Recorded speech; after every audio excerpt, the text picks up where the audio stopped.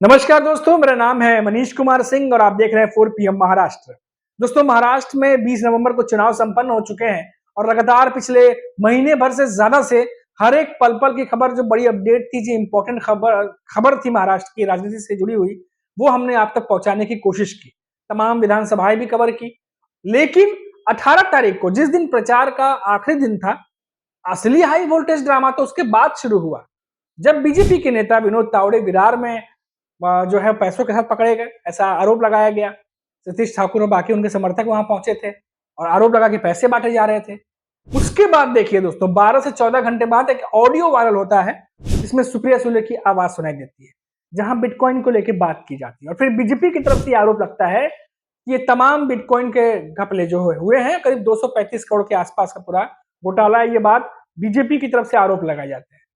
अब एक बड़ा चैनल है दोस्तों, आज तक जैसा बहुत बड़ा चैनल है, नेशनल चैनल है, बाहर विदेशों में भी लोग देखते हैं। अब एक रिपोर्ट आ रही है कि उनके फैक्ट चेक में ये पाया गया है कि ये जो ऑडियो है, ये शायद, मैं बोल रहा हूँ हाँ, इनके फैक्ट चेक के साथ शायद ये ओरिजिनल नहीं है, असली नहीं है। हालांकि ये जांच का विषय है अभी भी और एजेंसियों को इस पर जांच करनी चाहिए कि आखिर इसके पीछे की असली सच्चाई क्या है।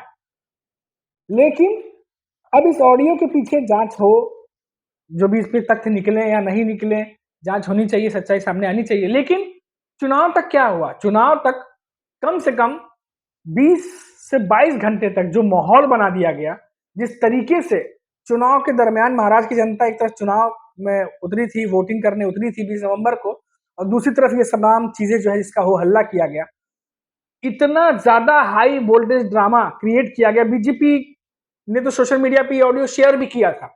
अब आप सोचिए, जो जिस ऑडियो की कोई ऑथेंटिसिटी नहीं है अभी तक, जिस पर जांच चल रही है, उस ऑडियो के बेसिस पे चुनाव वाले दिन पूरा हंगामा मचा, तमाम नेताओं के बयान आए और वोटिंग के दिन जो है, कहिए खास तौर पर इस हाई प्रोफाइल जो है, हाई वोल्टेज ड्रामा का हमने उदाहरण देखा महाराष्ट्र की राजनीति में। अब देखिए, सबकी नजरें 23 तारीख को है, काउंटिंग है। लेकिन ऐसे में इन दोनों मामलों का क्या होगा?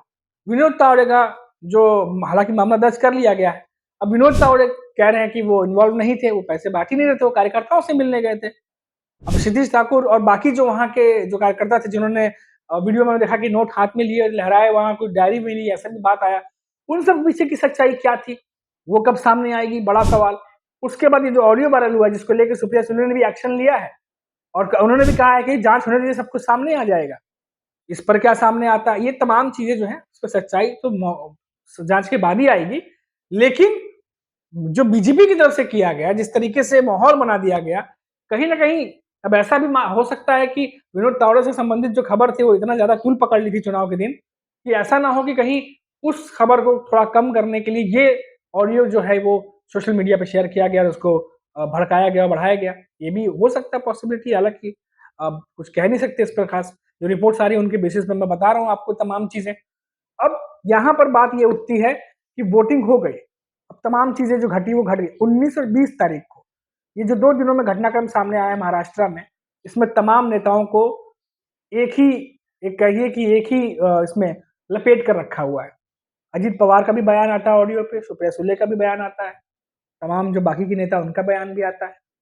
और अब तमाम सोशल मीडिया पर यह बात चल रही है कि जब ये ऑडियो क्लिप जो है अगर ओरिजिनल नहीं थी या इसकी ऑथेंटिसिटी नहीं थी, तो बीजेपी ने सोशल मीडिया पे शेयर क्यों किया? क्या कारण था?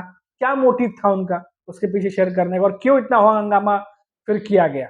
ये अब तमाम बातें जो हैं वो हो रही हैं। हालांकि जांच का इंतजार हमें भी है कि आखिर जांच में निकलता क्या है। अब ये जो पूरा मामला है दोस्तों, अब ये जांच के अंदर है, लेकिन 23 तारीख को जो है वो काउंटिंग होगी। अब काउंटिंग को लेकर के सबका इंतजार है कि रिजल्ट क्या होगा। वहीं शिवसेना की तरफ से ये कहा जा रहा है, लगातार हमने देखा कि जब से पोल्स आने शुरू हुए हैं, एग्जिट पोल्स, तब से महायुति की सरकार तमाम जो पोल्स बनाने वाले हैं वो बना रहे हैं महाराष्ट्र में।